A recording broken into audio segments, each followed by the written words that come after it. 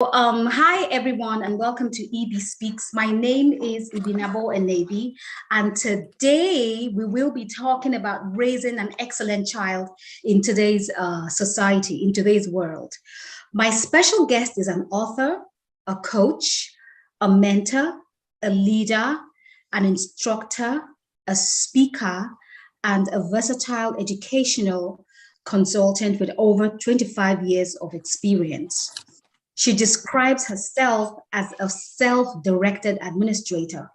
She's held leadership positions in Africa and the United Kingdom, ranging from independent settings to public roles.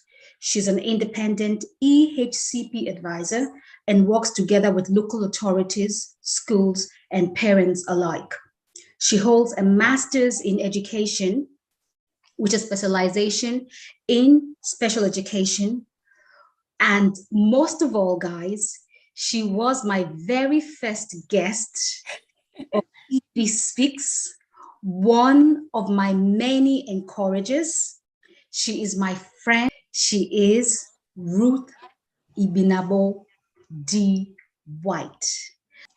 And you can be a part of this conversation by leaving your comments on the text box below if you're on Zoom, and if you're watching via YouTube, you can leave your comments. If you can leave your comments in the comment section.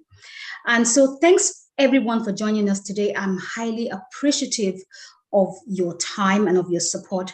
And thanks to everyone who subscribed to my YouTube channel, Ibinabo Enebi. And if you haven't subscribed to my YouTube channel, please do so. And please don't forget to like and share this video. So Ivy. Here we are. How are you? We're here again. Yes. I remember, you were my very first guest. Yes. I remember. You were supposed to do it. I interviewed you for an article I was going to do. Yes. November. Mm-hmm. And I was like, and you said, Ivy, why don't you do an Instagram program?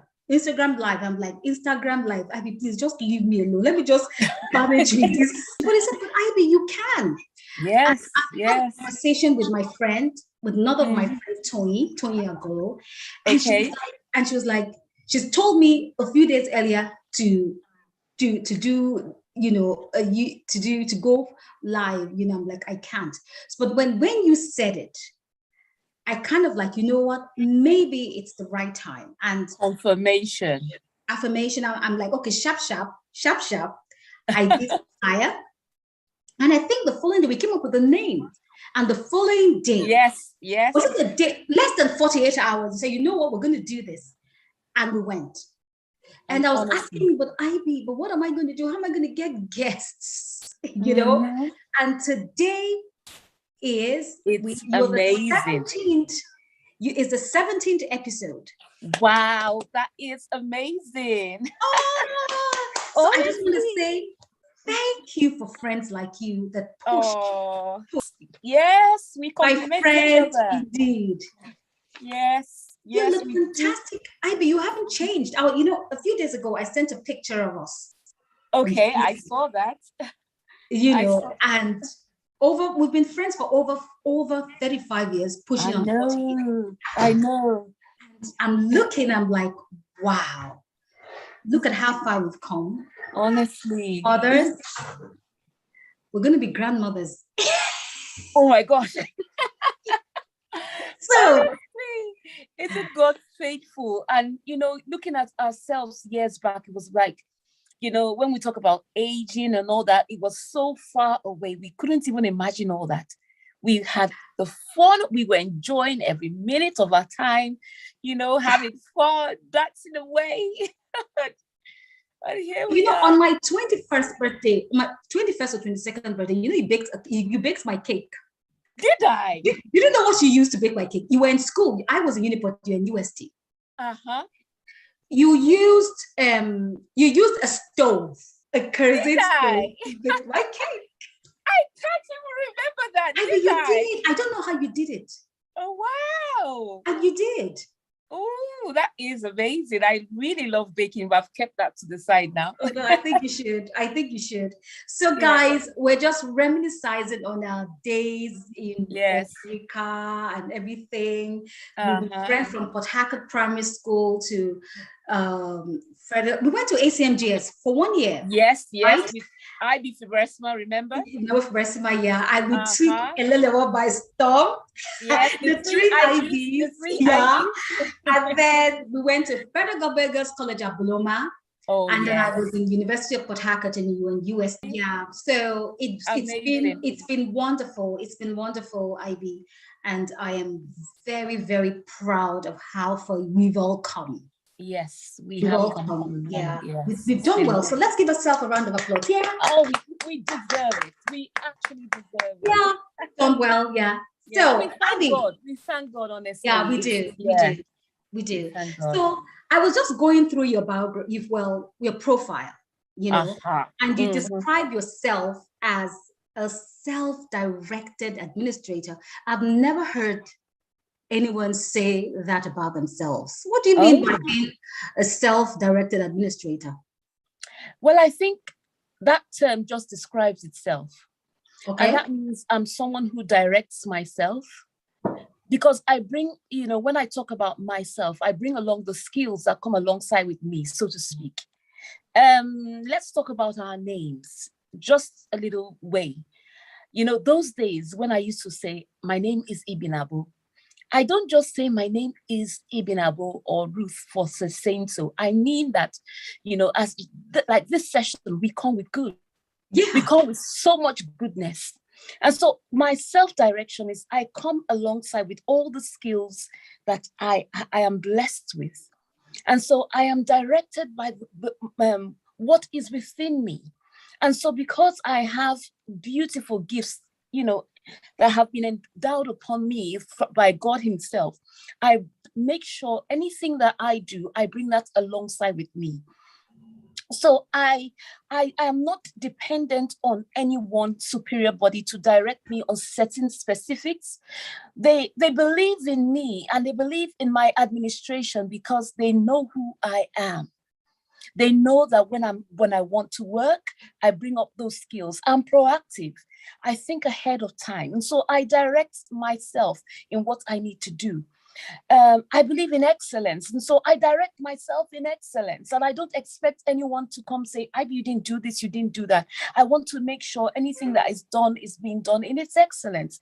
So I see myself as a self-directed administrator. And I carry that along everywhere I move and everywhere I go. So that more or less directs my administration, directs my calling, directs my move, and directs anything that I do. So what you're saying to me is that when you walk into the room, yes, into a space, right, you work or you walk and you work, yes, with the fullness of the essence of who you are. That's right, babe. It's your Ibinabu self. I tell you. So you say, listen, I come with good. That's it. So I bring in. So you don't just walk alone. You walk in with the inner self, the inner strength that is within me, my values, my personality, my character. I bring that alongside. And so because I am who I am and I ensure that I do everything within me that is excellent, I begin to, work in a self-directed manner. And so that these are one of the skills that, every company or every organization, every director will be looking out for, because I'll be looking out for people who don't need to be told to do things, at every minute or every point in time. So I ensure that, especially people that work around me, the question is, what are you planning to do? What's your plan B? How are you going to organize this? Yes, this is your job description, but how could you work outside the box? You understand? So these are the skills that I believe we all should come alongside with. Yes. So Ivy, part of your job description is that you're a parent advocate. What does it mean to be a parent advocate? Well, a parent advocate is one who is, or let's talk about advocacy, one who is fighting for a just cause or means, So I basically believe I just believe I am part of the voice. I'm a voice to many parents who are seeking help in various ways for various causes.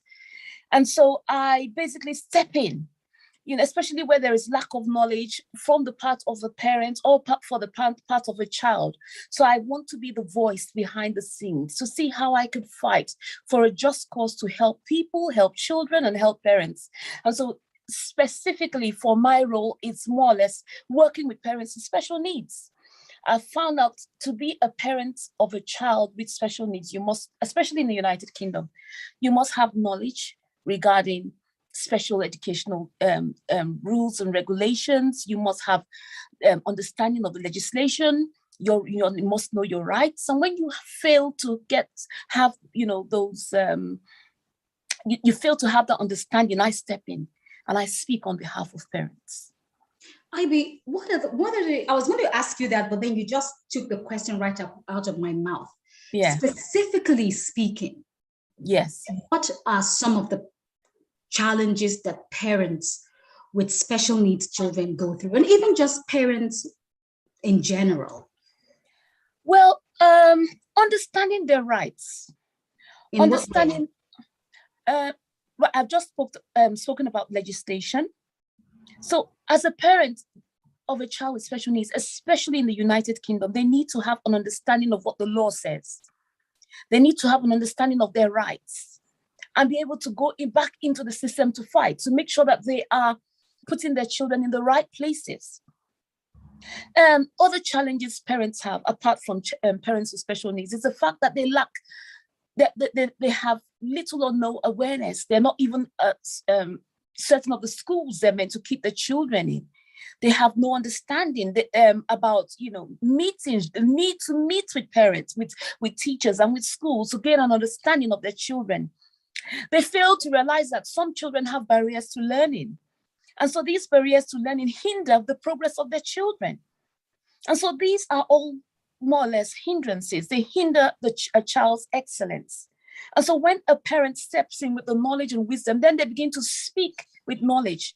If you walk into a school system and you don't have an understanding of what your child is expected to do or what the school force is expected to do, you fail to be in a good position. And then you keep finding yourself blabbing and complaining and saying everything that, makes no sense. But once you have an understanding, then you begin to, cut off those barriers. You look for the right placements.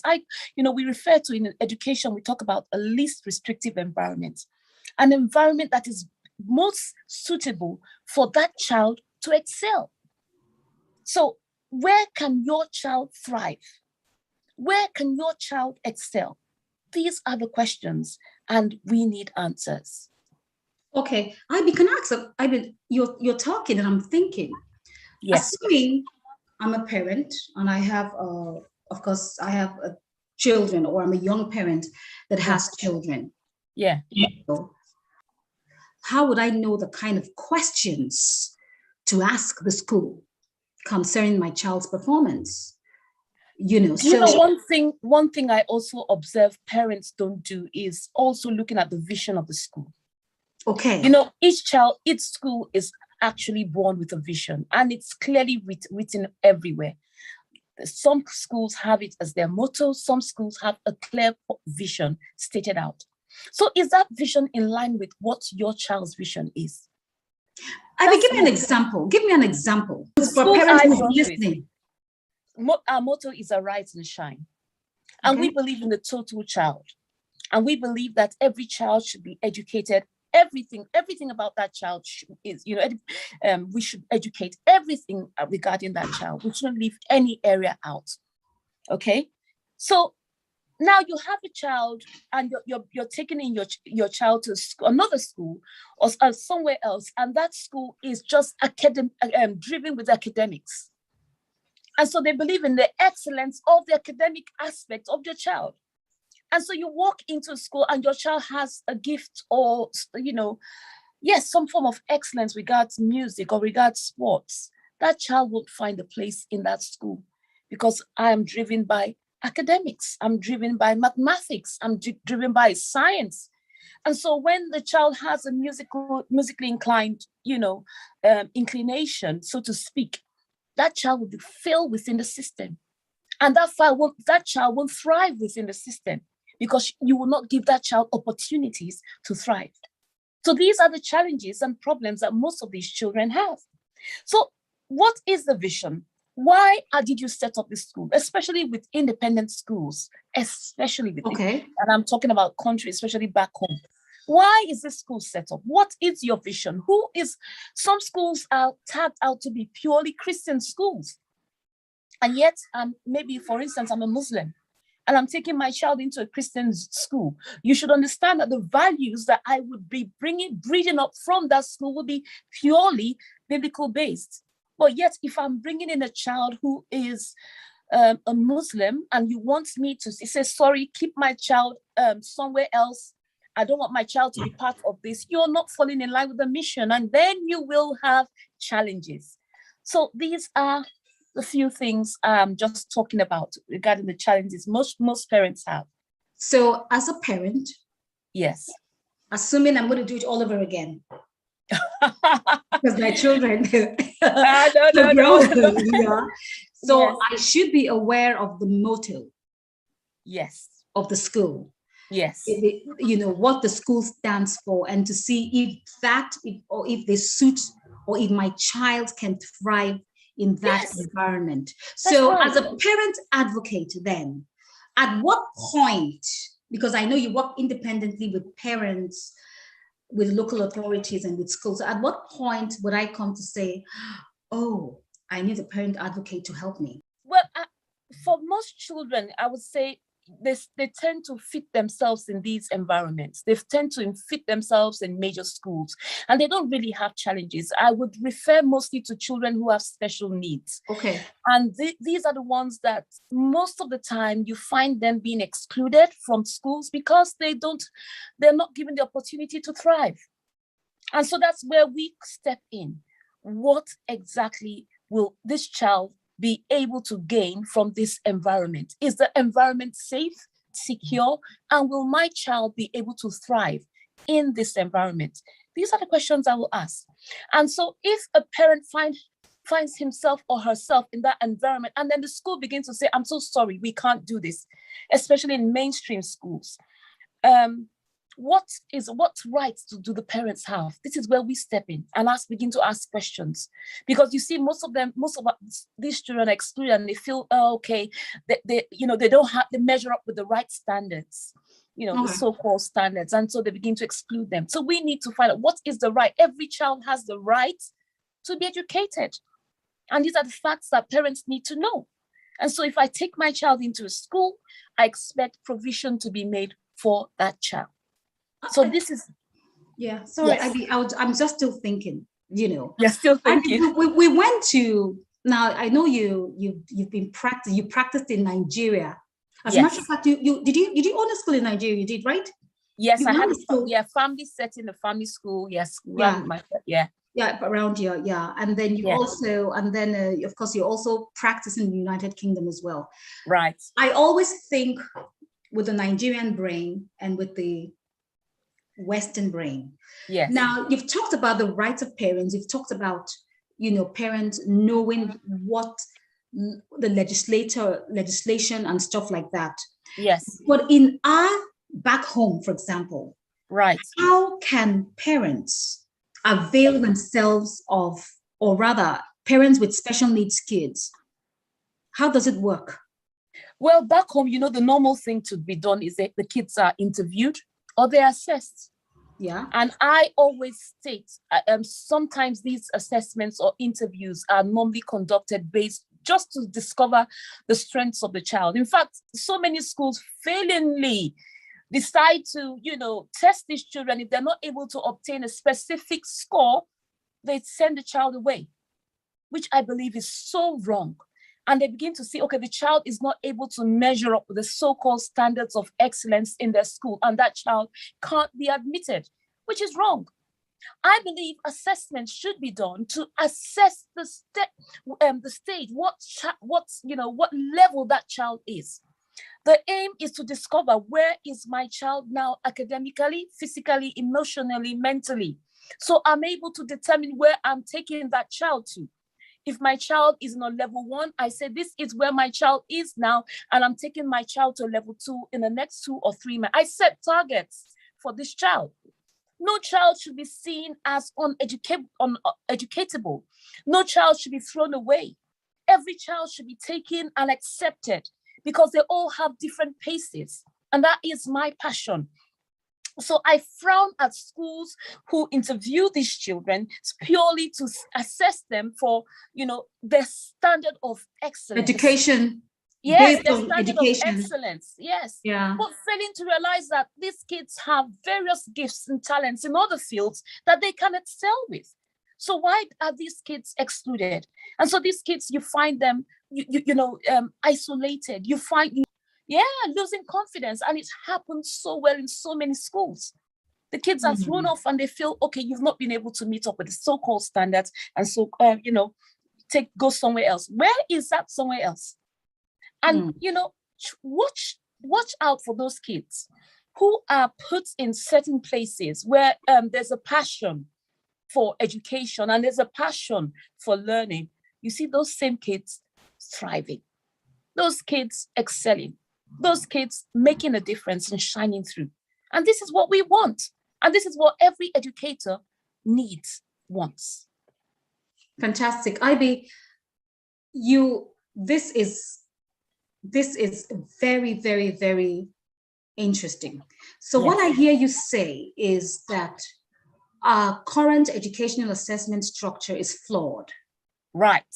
And so we need a more holistic approach to assessing a child's excellence, which means, for example, aside from the academic, like do your maths, English, science, and all those kind of things, we should have a more like a wider spectrum of assessment, talents, abilities, and stuff like that. So children should not be assessed based on their academic prowess, but rather on an all-rounder basis. Your extracurricular activities as well should also be ticked as important as well. So guys, before I ask the next question, if you have any questions or any comments, kindly write it and we'll try as much as possible to answer your questions. But quickly, I have a question, or I have a comment here. Hold on. And I'll just quickly read it. So I think in this regard, the parents engage with a family support organization who will avail the parent a staff to work with.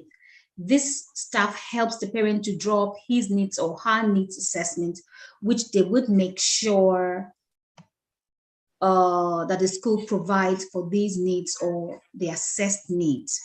So Ivy, would you be the organization that would support parents then? Now, I think what with that comment is where that is all about educational healthcare needs assessment. Okay. Where a caseworker, this is in the case of special needs children. Okay. And we were actually talking about back home in Nigeria and what happens there. But if we're specifically referring to this country and United Kingdom, and then we're working with children with special needs and they have needs, yes, we expect professionals to be able to assess these children, to discover the needs that they have. And then an educational healthcare needs assessment will be planned for that child. With respect to SEND, special education needs, it's basically 4. And we have the communication and learning, the cognitive, we have the physical and sensory, and one more. Yeah. So these 4 are the 4 broad needs. And we expect professionals to be able to determine what the problems are. So a professional educational psychologist will come in and assess a child. If a child is not learning effectively, they will assess your child for you and be able to determine, okay, this child has a need with respect to speech and language, with regards to challenging behavior. That's more or less has to do with communication and learning. And so... Okay, no, Ivy, 1 second. Just give me 1 second. Just something just popped. Now hold that thought. Yes. Are you trying to say based on experience that sometimes when a child poses a challenging behavior, it's not because the child is naughty, but the child is communicating a need. Is that it? Yes, it definitely is. It may happen. And that's why we need the professionals in the field. And so the schools will determine and call out the right, raise their concerns, to the local authority. And then the assessments will be made for these children to discover what the problems are, what the challenges they face. And so a professional educational psychologist, a professional speech and language therapist would come in at that point in time to discover for themselves.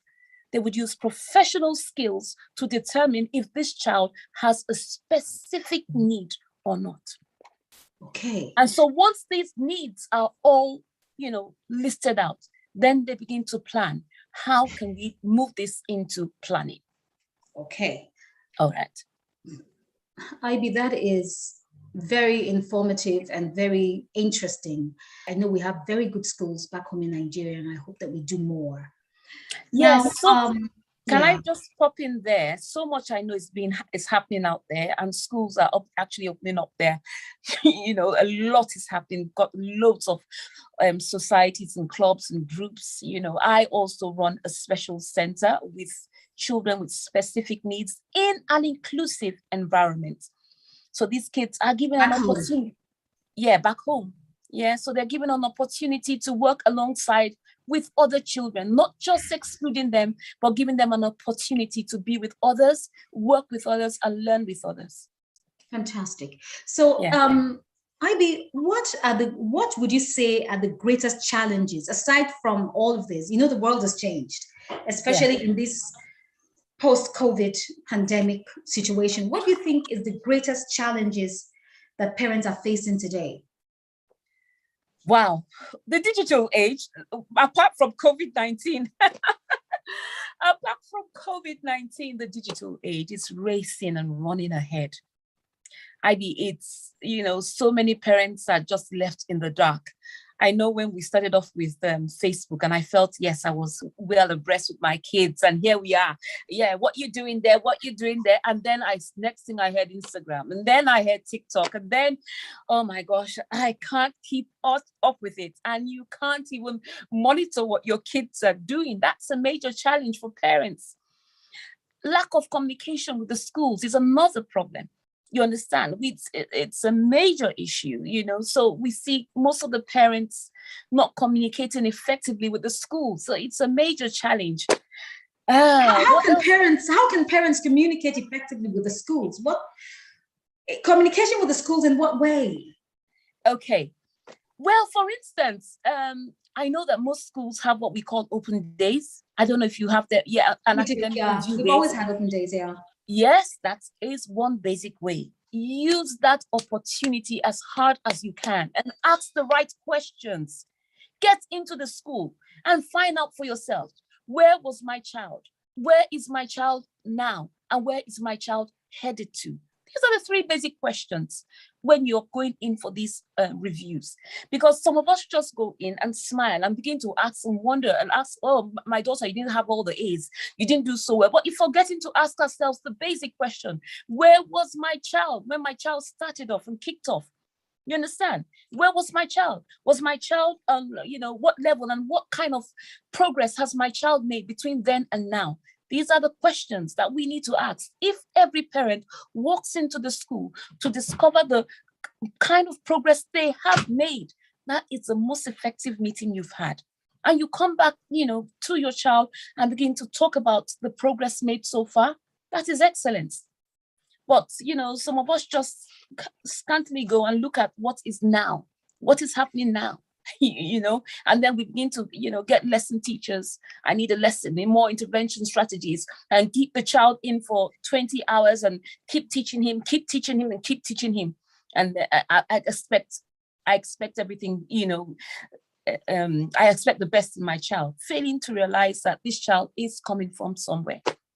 Ivy, you've just said something that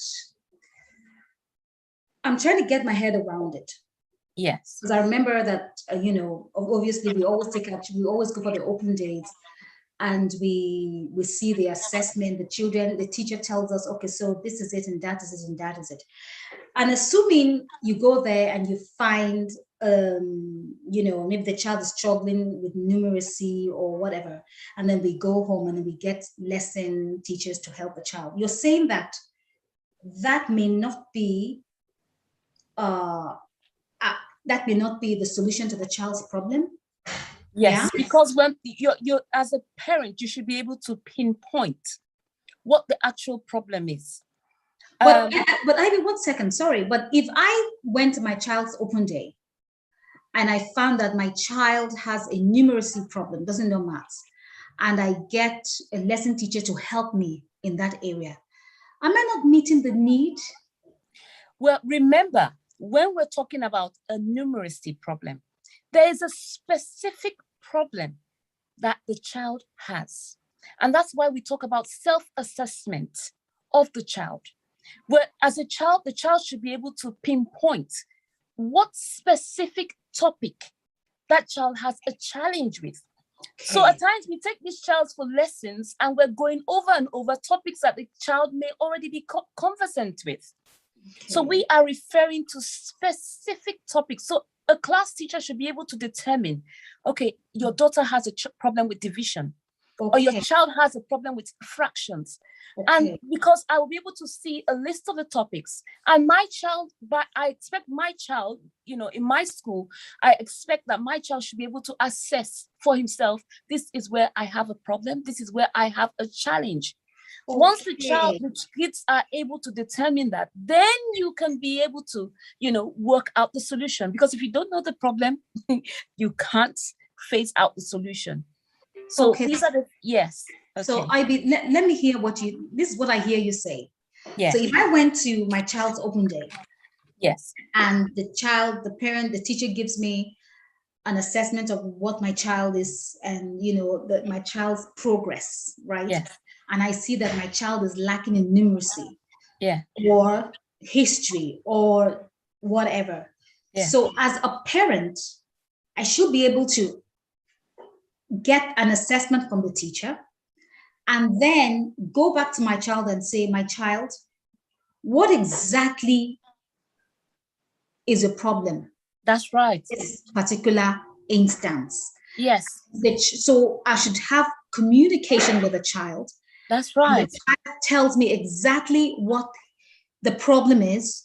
Right. And I should now be able to tackle that particular situation instead of me to give the child information overload on what he wants or doesn't want.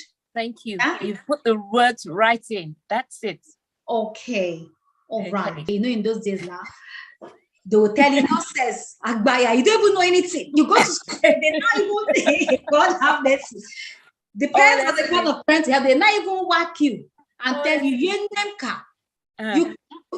so I've been wasting my money teaching you since. This I'm telling you, honestly. Without even allowing the child to voice out his or her own particular. Yes. Fantastic. So you did a bit of work with the during on the onslaught of the pandemic. You did a bit of work, and yes, you worked with a lot of children, and all of that. So what were the fears of the children? Of course, I know that things have changed, but going forward, how do you think that parents can support the children in this new world that we find ourselves? And with regards to, are you referring to the work we did? The work we did, the COVID work we did, and, going forward, what's new? Yes. What we did basically was more about social skills. Okay. Because we realized that most of the children were isolated. It was all about shut your doors. Lock your doors up. Don't, you can't interact, to have 2 or 3 people talking and all that. So one of the major problems we had was isolation, depression, lack of confidence, and the kids were all locked in. And so we decided to think of an online platform where kids had opportunities to actually build their social skills. And deeper than that, it was more or less building confidence in what they were doing and who they are. What are their aspirations? Looking at who they are, looking at their brand, and looking at their values, and seeing how we could build the best in them. And so I think going forward, it's more about the excellence of the child. And just as we started, we talked about the fact that, have we spoken about that? Yeah, we talked about the bringing out the excellence about who I am. We talked about who I am, and I was talking about who I am. I always think about my excellence. Even about you. Yes, that's even about me. And so it's building the excellence in these children. Who are your children? Bring out the excellence in them going forward. And so we have had opportunities with the shut doors, the locked doors, to observe our children more than ever. We've had opportunities to see them for who they are. And so it's time for us to build the excellence and the value within to see how they can excel and shine forth. And that is our goal. Who are these children, and how can we ensure that in the course of, our world today, that we ensure that they're bringing out the best in themselves? Wow, fantastic. Yeah. We're gonna drill deeper on excellence, right? But Okay. before then, I want to congratulate you on your book. Ooh, yeah. Yes. Yeah. So you wrote a book.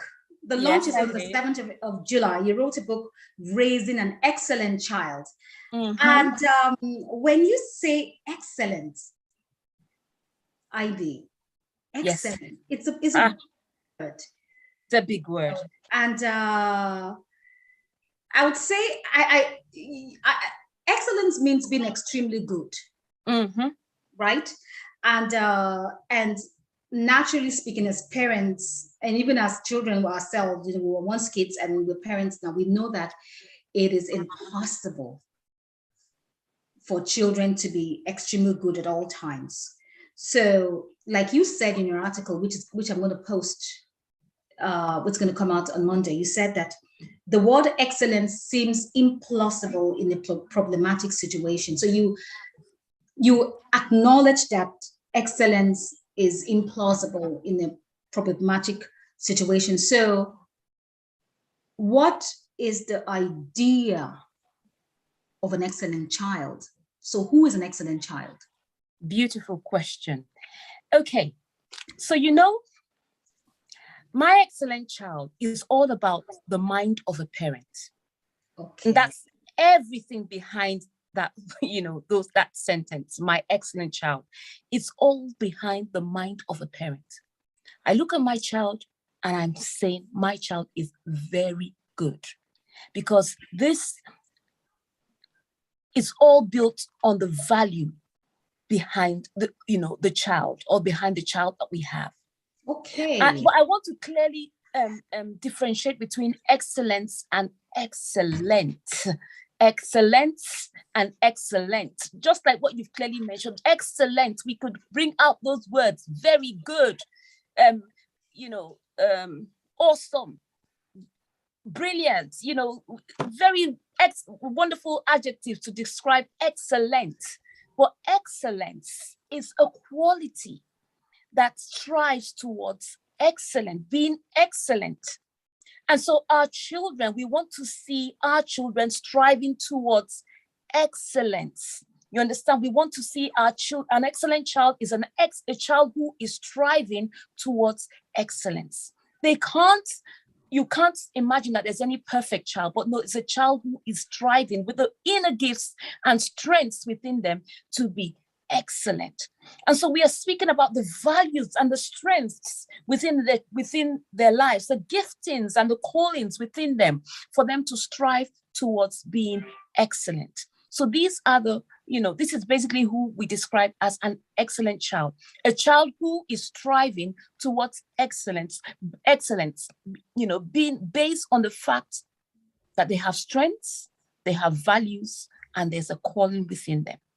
Okay, so what I hear you say is that the excellence you're talking about is, again, my excellent child. When you talk about my excellent child, you're talking about the value that you place on your child. Right. And in that, you're talking about the gifts, the natural endowments Right. the exceptional qualities In the life of the child. In the life of the child, and right. how those qualities can be cultivated right in the child's life. Right. In an excellent manner. So so the excellent child is not about that perfect child. Perfect. No. Okay, I get it. More about maximizing potential. More about maximizing potential. The child's potential. Right. I get it. Yes. I get it. So, who is an excellent child then? A child who is striving towards being very good, a child who is striving to being exceptional within the gifts and callings within him or her. I can only excel based on the strengths I have. I can't excel based on the strengths or the excellence you have measured, you've put up as standards, but I can only strive based on the excellence and strengths, based on the strengths and giftings and callings within me. And so an excellent child is one who is striving towards excellence. Ivy, this topic is so, I don't think 1 hour can. I know, there's so much. Justice.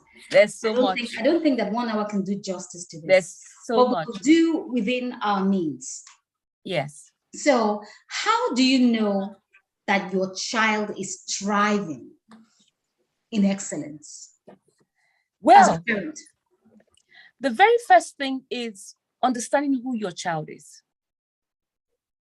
Because you have 4 or 5 children, IB? Well, I lost one. I had 4. I had 5. One. Okay. So you have 4 kids. Now yes. These 4 kids are all completely different. And you value each child has a specific values. And so maybe one child is so good in reading, so good in study, and so good in, that's one of your kids' excellence. And so it's understanding who they are, valuing who they are, and striving to ensure that they're maximizing who they have been born to be. We strive to measure them up with standards. We strive to measure them up with things, or other people. We're talking about measuring up children with who they have been born to be, the excellence within them. And so if a child is so good in mathematics, let's build that child's excellence. We see the strengths within that child, and let's work towards ensuring that that child is excelling within his calling. Some children, and I'm really, speaking about this, especially for those parents who are listening to me, who have children with special needs, because we find out that most of the children do not strive to excel academically. And because we see this major flaw within their children, they begin to see their children as they're not excellent children. And they begin to see and feel that their kids cannot excel or can't do well in a particular subject. No, that child may have a calling for music. That child may have a calling for, a simple thing as sports. So it's that child's excellence. And that's who that child is.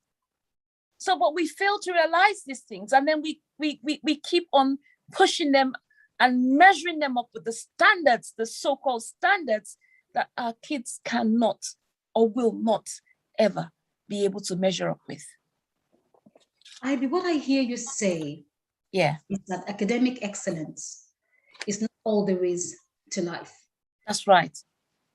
Children can thrive in the aspects, can thrive in the callings that God has that God has put within me. There's something that you said in your article, which is going to come out on Monday, and I was touched by it. Yeah.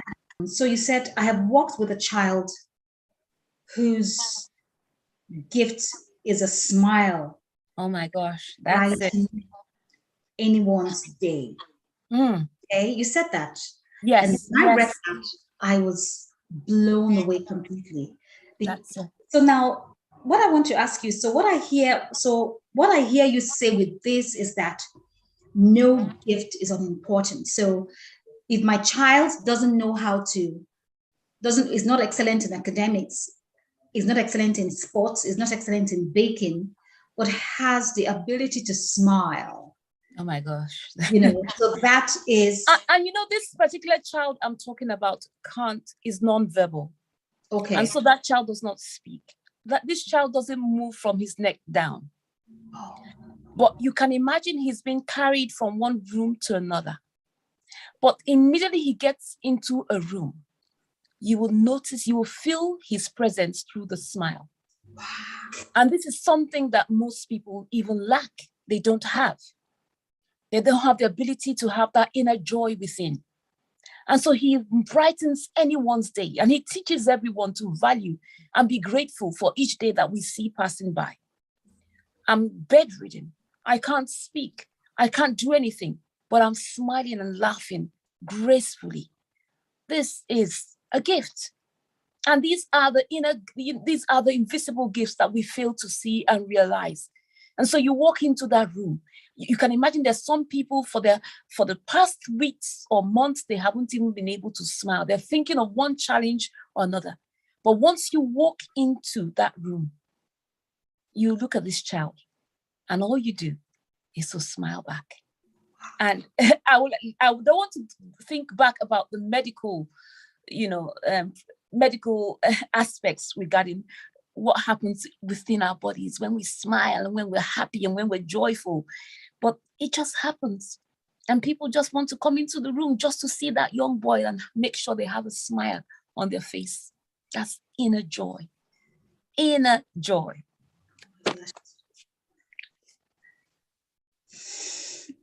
Ivy, it's touching. It is, my dear sister. And then you begin to wonder, you can walk, you can talk, you can speak, you can move, you could eat. Well, here is a young man who could do nothing, but that smile makes the difference. And that's it. Who is your child? What's the inner strength, the gift within? What's your child's excellence? That's what we're searching for.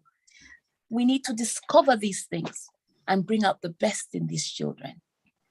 Ivy, let me take some contributions from our viewers. And okay, so somebody says here, I think the schools back home need to set up, especially for children with special needs and all the kids as well. Open day inquiries are good, but I think there should be weekly communication folder that is shared between the parents and the school. This way, parents communicate to the teacher daily on the child's performance at home, and in turn, the teacher also do likewise. After each school day, the folder goes through. The folder goes through to and fro the school and the parents daily. Another one says, understanding the children on a child-by-child basis and not evaluating all the children on the set of expectations. Yeah. Yeah. So I think that, yeah, I think the first I think you read about communication. Yes, some schools even have what they call communication books. Yeah. And so these books are being transferred daily. Parents, the teacher gives an overview of what happened during the day, and the parents read through, respond. But the problem is that most parents don't seem to find the time to respond. Parents, spend time to respond. The teachers take time to write down these things. So they should respond and say, okay, yes, or I'm excited about what my son has done today. And you see, your expectations may be far, much more than you ever expect. And you're just seeing, okay, your son had 10 more minutes of, he was able to, sit more comfortably in the chair just for the day. And you're like, oh gosh, didn't he do his writing? Hasn't he said reading? Hasn't he said, what? Celebrate those little milestones. Celebrate everything that your child can do. And let's get the best, maximize their potential, basically. Ivy, can parents raise excellent children in today's world? Can parents raise excellent children? Yes, remember we've spoken about that. And remember we try to differentiate between excellence and excellent. And we said we are striving towards excellence. Yeah. And that means we cannot, an excellent child is a child who most people see as very good, as perfect. I don't think there's that perfect child. There's always one flaw here and there, but we're walking them towards excellence. And so we're building the qualities of excellence in the children so that whatever they tend, whatever the gift or strengths they have, we're ensuring that they're doing nothing but the best. Exactly. That's what I wanted to hear. So parents can raise excellent children by working with the children to achieve in their own excellence. Fantastic. Now, IB, when you talk about not comparing children, right? And I'm going to just go back to my own example. I have 4 kids. Yes. The first 3 kids are millennial. What do they call it again? Millennial. Yeah. And I could deal with the millennials. I had them. They were, it was new, but we're in our own way. We're also, millennials as well in our own way. We had all the, we had very good, educational training as well. So when my first 3 kids, I could manage. I knew them. I understood them. I used whatever experiences that I have had and whatever resources that I had, and I was okay with them. I'm still okay. But my last born is an Inwe. You know what? Digital. IB. Digital. When we are looking at, I'm watching something, this YouTube channel, this my child she has done all the research. Mommy, this is what YouTube says. This is what this, I'm saying, okay. When I was setting up my YouTube page, before I could say Jack Robinson, they had just the person, she has already advised me on what to do, what not to do. So as a parent, IB, how do I keep in step with this digital child? Well, the truth is, it's not everything you can do, IB. It's not everything you can measure up or meet up with. And so that's where the mentors and the coaches come in. Having the right people around her. Apart from the fact that we go spiritual and say you must make sure you're praying, you must also look out for people who can mentor and coach, who have excellent skills in these aspects, because this is not basically your excellence, so to speak. It is her excellence. So it's putting her in the right environment so she could thrive. And so if she is very good with digital things and computer skills and all that, you should be looking out for schools that can build out the best in her. So these are the things I think you need to imbibe. Get the right mentors, get the right environment where you can ensure that she's thriving. It's more about building her excellence. Fantastic. So IB, this is what I hear you say. Yes. That more than just pray, we should have coaches, mentors that would help our children along the way of their passion. Right. Praying is good, but providing support is crucial. Necessary. It's necessary. Yes. Them achieving all that they are, or all that they can achieve. So assuming there are parents watching home, I mean, we have a few of them watching from Nigeria, provide service. Do you provide, I think that I attended something that you did. You're a mentor and a coach as well, aren't you? I work together with Mrs. Morayo Amalu, and we both run an organization called So He Cares. And we organize teacher training. We help with schools. We work with teachers, both locally and internationally, because we have skills that cut across borders, both internationally and locally. And so we help to train the teachers on how to be the best lead learners ever. We don't just call them teachers, but lead learners, because we believe that every teacher should be a learner also. You can't just be giving out without taking in. So we train teachers to be good and efficient lead learners. We also work with schools with organization, planning, setting up the right curriculum to ensure that they are meeting the needs of their children. work together with schools to set up special units in inclusive centers to ensure that no child is left behind. So these are more, and then we also have bespoke programs in the sense that some schools have specific requirements on what they need. So we just make sure that we are reaching out to the needs of the school where they're failing in areas regarding administration, curricula, building their curriculum and all that. So we work alongside with them. So you don't just do the talk. We do the actions. Well. Yeah.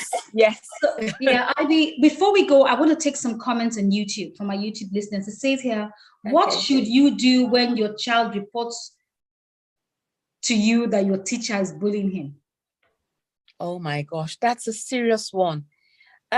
It depends on what school, what locality, where exactly you're speaking from. I would talk about both scenarios. One, if it is in Nigeria, we're going to blow it. You know what we do there.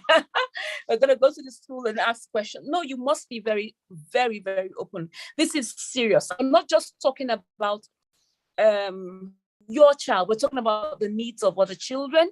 And so when we talk about internationally, when we talk about the UK or anywhere, any other country, we're talking about complaint policy and looking out for what the structure is on ground and seeing how we report. So these are all laid out clearly. But back home, these issues are not really clearly laid out. And so most parents are not even able to confront the school. And so what you find most of the parents doing is that they just decide to change this child to another school and another school and another school. That doesn't solve the problem.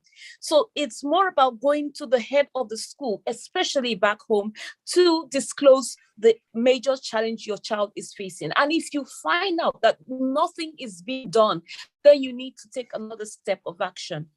Okay, so it's more, I think, because you can't just meet the teacher. It's more about ensuring that I'm not just addressing this issue for my child. I'm making sure that this doesn't happen for the rest of the children in the school setting, in my child's class.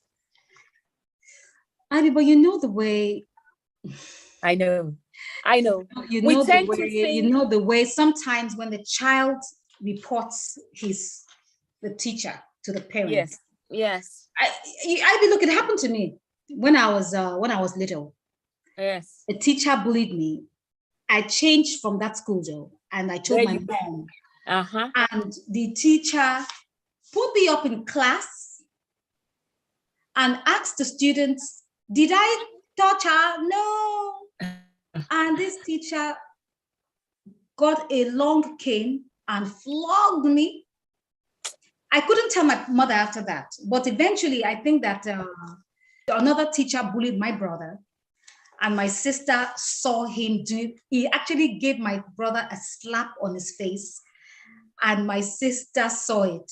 We just finished from Seabed Nursery School at the time. We were supposed to go to Port Harcourt Primary School, but then there was no space, so we had to go to another school. I wouldn't mention the school. And my sister saw it.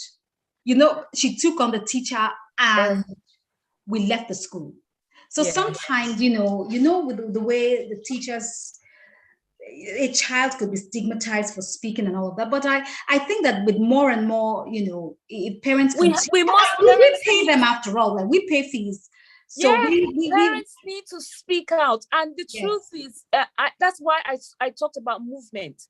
It's you need to go to the head of school, especially back home, to make a complaint and then watch and observe what is being done. I even expect that if you report a situation to me, I will call the teacher, I will call the child. And you will see the reaction of the head of the school, because the head of the school is also expected to know your children, their children. I would, because I relate well with my kids, I know who they are, I know what they can do. So I'm able to see and understand, okay, this child is a child who is calm, and I know that this child is speaking and telling the truth. And we both parties know, the parent knows, the head of school knows. And so we will tackle the problem there and then. And I'll watch out for signs. And that's why observation is key. You watch out for signs. Like if when you were flogged and you got back home, maybe your mom would have seen that you would definitely have withdrawn. You would have gone back into your room and, you don't want to talk about the issue again. These are the signs. Parents must look out for these signs. Watch these kids. Observe them. Ask questions. Speak. And the more the kids gain confidence in speaking and telling you these things, the yeah. more they're able to, voice out their feelings. And we really want them to voice out their feelings. Fantastic. So another person says, very informative session. Well done, IB and IB. Raising excellent children starts with parents striving towards excellence, as you can only give what you have. And thanks for reminding us that smiling is a gift and learning is a wonderful world. IB, one more question I wanted to ask you. Our time is fast spent, but I think I'm going to ask you that question because I got a question about, somebody made a comment about smiling is a gift. So aside from the natural creative gifts that we all know about singing and writing and dancing and crafting. So what are the other kind of gifts that we should be aware of? Oh my gosh. There's some gifts that are just what we call invisible gifts.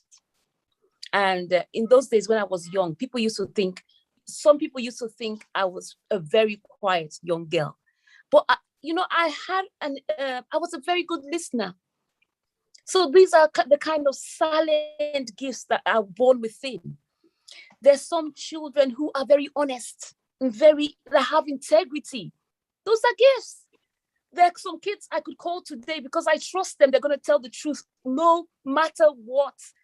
That's an excellence in a child. And we should value that excellence of character. They have excellent personality. They have integrity. They're transparent. They're honest. Value those gifts in the children. Don't take them for granted. And they could be used in very professional, organizations. There are skills that people search for: teamwork, team building, leadership skills. These are hidden gifts within our children that we should value, and we should ensure that we bring out nothing but the best. IB, I have to take one more comment, and I think you have to come back. 1 hour can't exhaust this topic. I think I know that you're very busy with your launching, but after that, I think we have to come back and talk more about the excellent child. And someone says here, I feel the parents should be ready to follow through and not just back out after confronting the bullying first. So, IB, is it too late as a parent of adult children to raise excellent children? Of course not. Start now, even if they're 22 or 23. Do something. Just one thing. When we talk about mentoring or coaching, it's not a whole life experience. It could take a second. It could take a minute. It could take a whole lifetime. So whatever opportunity you have, start now. Don't wait. Okay? And for someone like me who sees myself as a teacher, my kids get so tired of me because everything is all about learning and about lessons. Even if we're going on a race. Mommy, I don't want to lecture today. A little morning jog in the morning. I would tell my son, and I'm panting after them. I'm trying to race. My 22-year-old is like far ahead and say, Mom, come on, I'm waiting. I scream back at him and I tell him, don't you dare ever wait for me or anyone else in your life. You have your call. Run and race. And you see, because of the way he knew, we need to see the way my son raced ahead of the hill. So every opportunity you have, don't think anyone knows it all. I don't know it all. I'm still learning. You're still learning. We're still learning. Keep giving. Keeping those little nuggets. They're seeds we're sowing. And at the end of the day, we begin to see our children blossom into excellence. Maybe we have to go. Someone says here, I just have to read this. Someone says here, a great session with 3 hand claps. Another one says, well done, EB and Navy. I gained so much from this. Your program is excellent. And thank you, everyone. IB has an article coming up on Monday. And she speaks to this subject matter and how to raise excellent children. And she has a book, My Excellent Child. And IB, how can we attend the event? It's on Eventbrite, right? Yes, it is on Eventbrite, and I will send the link to you so you could post through your media means. My social media, yes. And please, parents, sign up. And Yes. someone says bye. So guys, please, and thank you very much for joining me today. And if you haven't subscribed to my YouTube channel, please do. As a matter of fact, if you're watching on YouTube, please subscribe now if you haven't subscribed. And if you're watching today on Zoom, and if you haven't subscribed to my YouTube channel, please subscribe. Next week, I have another guest, and we're going to be talking about the creativity, and you don't want to miss this as well. And so thank you, everyone, and see you again. My YouTube channel is Ibinabo and Navy. Please subscribe and Well see. done. Bye. Bye.